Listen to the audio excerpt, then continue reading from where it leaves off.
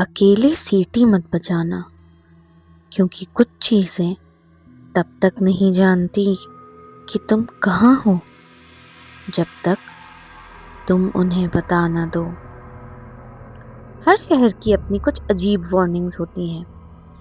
कहीं कहते हैं रात को पेड़ के नीचे मत रुकना, कहीं कहते हैं आधी रात के बाद पीछे मुड़कर मत देखना, और कुछ जगह एक वार्निंग बचपन से हर किसी ने सुनी होती है, अकेले सीटी मत बजाना।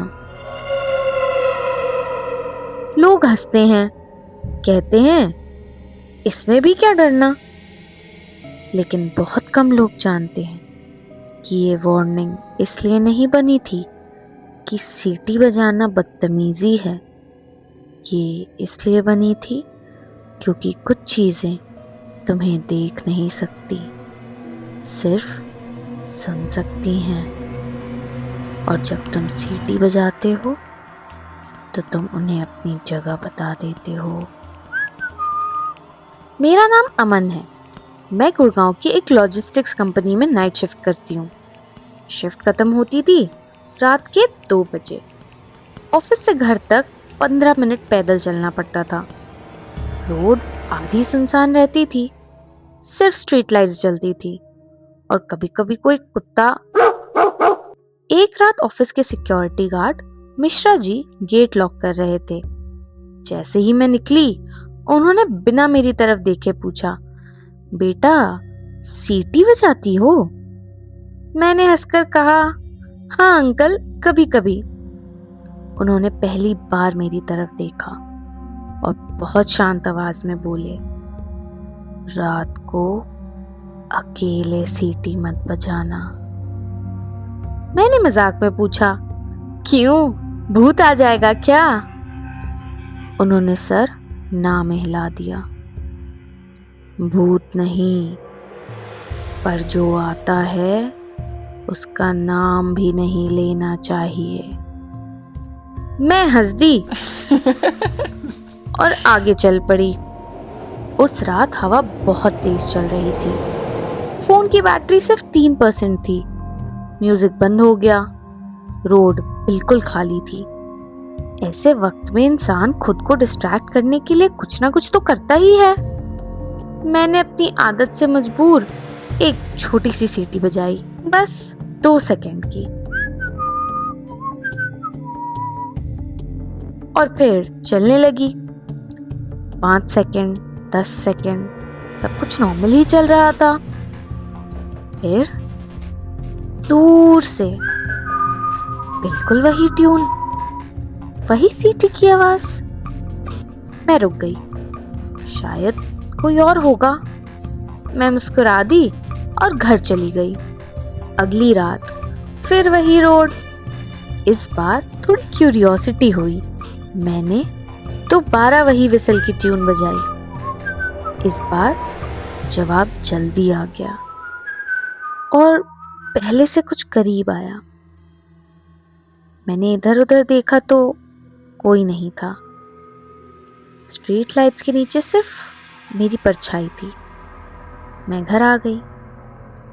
तीसरी रात मैंने जानबूझकर सीटी नहीं बजाई, लेकिन दिमाग में वही बात घूम रही थी, तो लास्ट में मैंने एक छोटी सी सीटी बजा ही दी।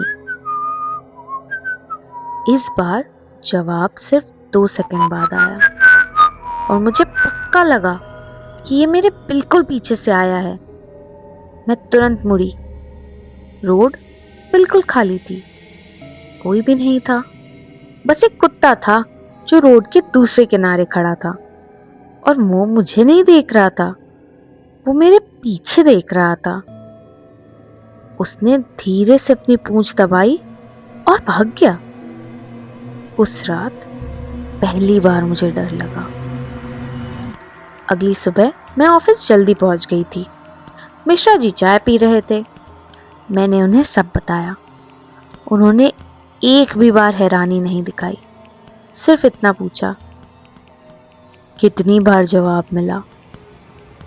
मुझे लगता है 3 बार। उन्होंने कप टेबल पर रख दिया और धीरे से बोले, फिर अब वही सीटी मत बजाना। मैंने पूछा, आखिर ये है क्या? उन्होंने कहा, हमें भी नहीं पता बेटा, बस इतना पता है वो पहले बहुत दूर होता है, लेकिन हर सीटी के बाद थोड़ा और करीब आ जाता है। मैंने हंसने की कोशिश की और पूछा, ये दिखता क्यों नहीं है? मिश्रा जी बोले, इसलिए क्योंकि वो चल कर नहीं आता, वो सिर्फ तब आता है जब तुम उसे सुनते हो। मुझे बात कुछ समझ में नहीं आई। उस दिन के बाद मैंने सीटी बजाना छोड़ दिया। 3 दिन तक सब कुछ नॉर्मल था। मुझे लगा एक कोइंसिडेंस होगा, लेकिन चौथी रात मैं बिना सीटी बजाए चल रही थी। मुझे बिल्कुल अच्छे से याद है, रोड वैसे ही बिल्कुल खाली थी और तभी मेरे सामने वाले इलेक्ट्रिक पोल के पास किसी ने सीटी बजाई। मैं बहुत घबरा गई थी। इस बार मैंने सीटी बजाई ही नहीं थी। फिर ये जवाब कैसा आ रहा था? मैं धीरे धीरे पीछे हटने लगी और सीटी की आवाज दोबारा सुनाई दी, इस बार मेरे लेफ्ट साइड से, फिर राइट साइड से, जैसे कोई मुझे देख नहीं रहा, सिर्फ ढूंढ रहा हो। मैंने बहुत जोर की दौड़ लगाई और घर पहुंच गई। पूरी रात मुझे नींद नहीं आई। अगले दिन मिश्रा जी ऑफिस नहीं आए थे। मैनेजर ने बताया रात को ही उनकी हार्ट अटैक से डेथ हो गई थी। मैं ये सुनकर चुप रह गई, लेकिन असली शॉक मुझे तब लगा जब उनके लॉकर से एक पुरानी डायरी मिली। उसमें सिर्फ छोटी छोटी वार्निंग्स लिखी थी। एक पेज पर बड़ा सा लिखा था, जब जवाब आना बंद हो जाए समझना वो तुम्हें ढूंढ नहीं रहा, वो तुम्हें ढूंढ चुका है। मेरे हाथ कांप गए क्योंकि मुझे याद आया कि कल रात किसी ने मेरी सीटी का जवाब नहीं दिया था, मगर सामने से सीटी बज रही थी। उस रात मैं घर के सारे खिड़की दरवाजे अच्छे से लॉक कर बैठी थी। 12 बजे, 1 बजे, 2 बजे, कुछ नहीं हुआ। मुझे लगा सब कुछ खत्म हो गया, लेकिन तभी बेडरूम की खिड़की के बाहर बिल्कुल धीमी सी एक सीटी सुनाई दी। ना दूर ना पास, बस खिड़की के उस पार से। मैं सांस रोक कर खड़ी थी और फिर मेरे फोन का वॉइस रिकॉर्डर अपने आप ऑन हो गया। स्क्रीन पर रिकॉर्डिंग चल रही थी और उस रिकॉर्डिंग में एक और आवाज रिकॉर्ड हो रही थी जो मेरी नहीं थी, किसी और के सांस लेने की आवाज, बहुत धीमी, बहुत करीब, जैसे कोई बिल्कुल मेरे पीछे खड़ा हो। लेकिन कमरे में मैं अकेली थी।